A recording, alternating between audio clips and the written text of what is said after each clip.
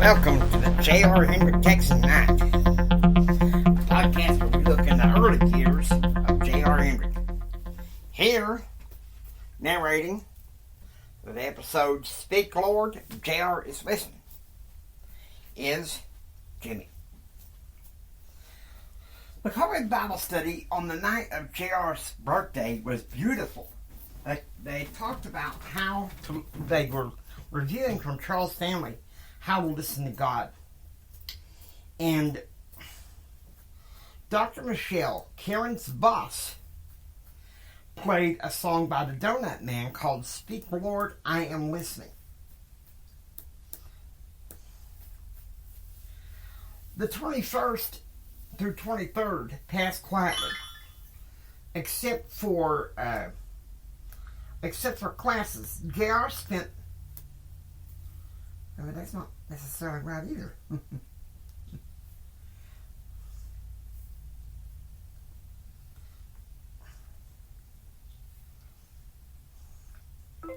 January 21.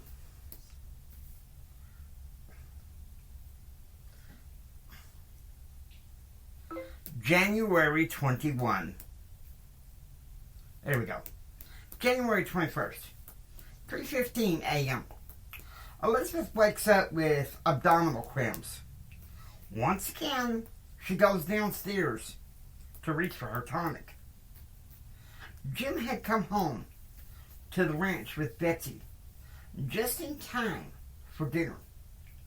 Today, Jim would be celebrating with Claude. Meanwhile, Kyle wakes up as Andrew has been crying for the third time.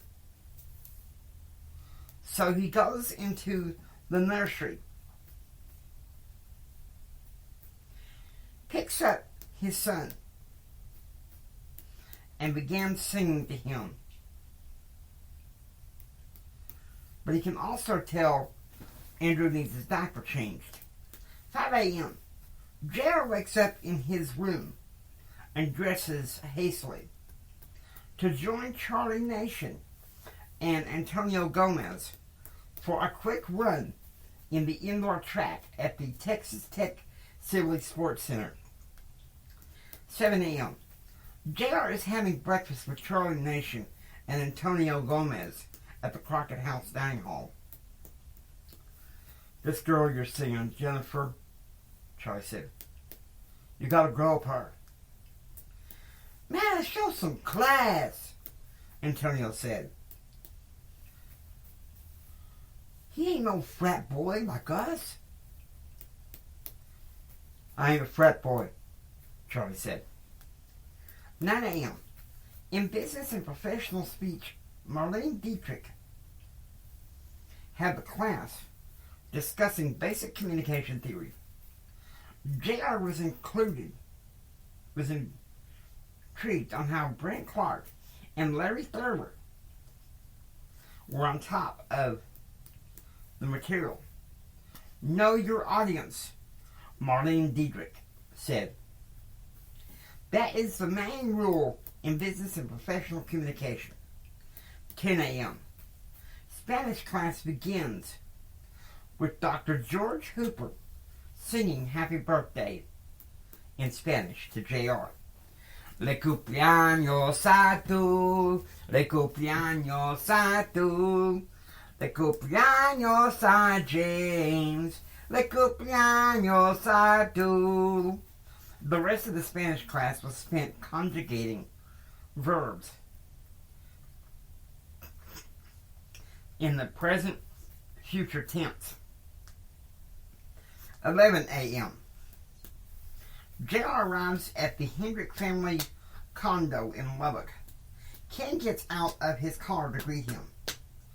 Long time no see, Ken said. We'd better have fun today because I have to drive off tomorrow evening. There's a street snowstorm coming your way Sunday morning. There's chicken salad sandwiches in the kitchen. Let's go. Have a good time, JR said. 1 p.m. Jim and Claude are having a celebratory lunch at the Cattle Barons Club. The merger would be complete as soon as Jim took office in Washington, D.C. Jim had a minor setback today when a rig broke down in Garden City, and the closest active repairman was in Colorado City. 3 p.m. JR and Ken are up at the Center for Public Affairs, where JR is putting around writing a press release for the university. Ken had always enjoyed going up there with JR to see him work. 5:20 p.m. At the Hendrick family condo in Lubbock, JR and Ken decide on some homemade spaghetti to celebrate JR's birthday. Jennifer Bowers shows up at dinner. Jennifer, I want you to once again meet my best friend Ken, JR said. It's so nice to meet you. JR has told me so much about you, Jennifer said. 7 p.m. Meanwhile, back at the ranch, the family is having dinner with Jim and Claude, celebrating the beginnings of the merger of Jim's and company into HB Oil, which would be managed by Claude as long as Jim is in political office.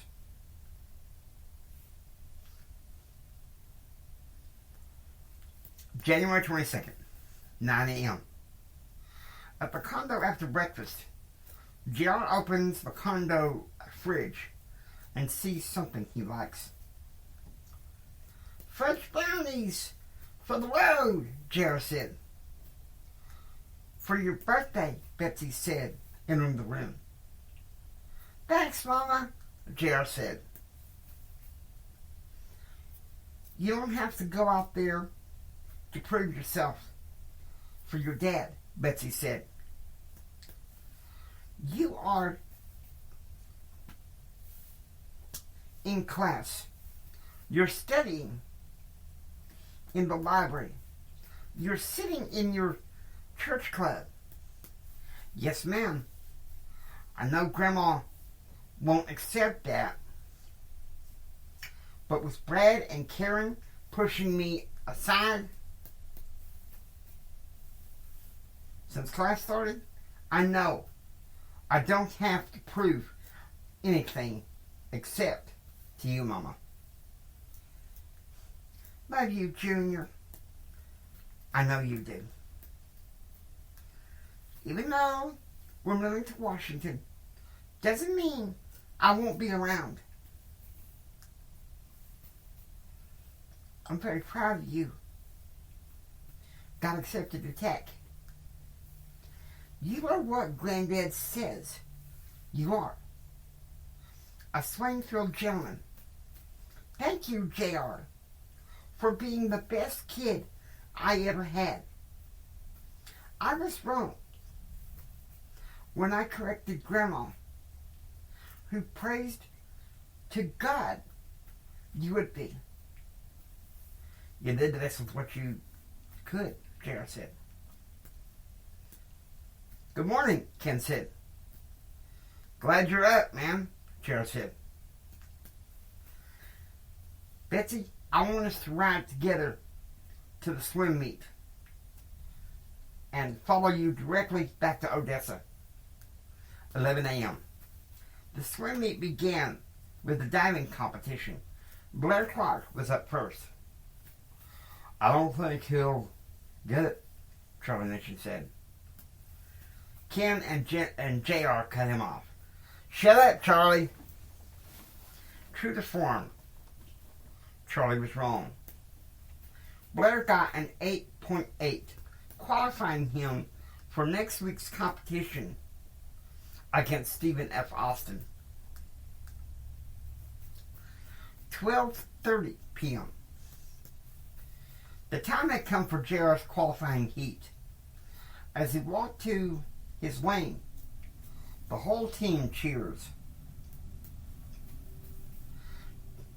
"Jarrett gonna knock him dead," Charlie shouted. Jarrett walked toward the edge of the pool. "On your mark, get set," the announcer said. When the buzzer went off, Jarrett swam with all his might. He was doing very well.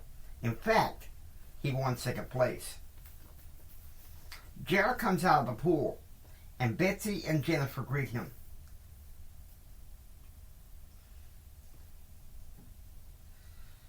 "You restored my faith in sports," Jennifer said. "You saved the day," Betsy said, also hugging him. "Doesn't matter what your dad says." 12:45 p.m. Jarrett's having lunch at the Sneed Snack Bar with Kevin McDonald. "It's too bad Ken couldn't stay," Kevin said. "Yeah, well, there's supposed to be a freak snowstorm coming on tomorrow before noon, which means I have to hurry home from the Spirit Club. Snow will be melted by Monday afternoon, JR. I saw the weather report. I asked Jennifer out on another date tomorrow night." "See? Then don't be moping around just because Karen dumped you and Brad is using you." "He ain't." "You can't give me that, JR. It's only a matter of time.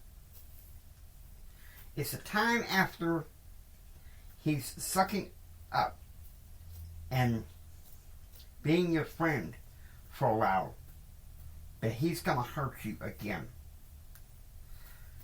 2:10 p.m. JR is back in his dorm room studying his government textbook. He was excited to see Ken today, but not happy that he had to return home because of a snowstorm that was coming through.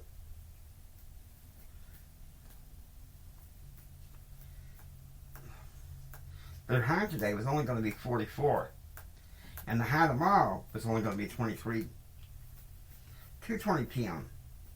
Meanwhile, Jim and Kyle have just finished feeding the bulls and chickens. Tomorrow, they will be going to Weathersford to buy some more Angus cattle. Monday, Kyle would be purchasing Clydesdale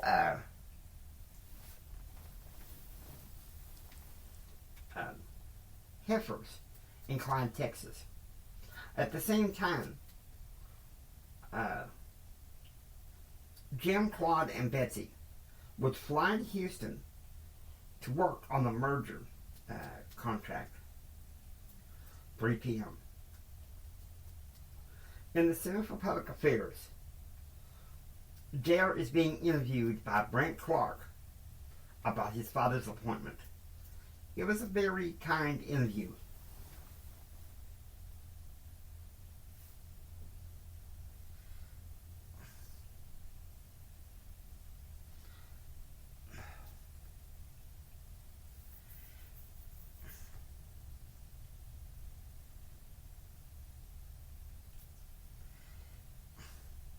January 23rd passed quietly. JR didn't even go to the Spirit Club.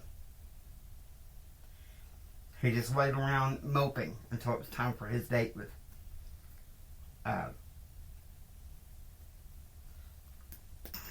Jennifer. 12:35 p.m. the afternoon of the 24th.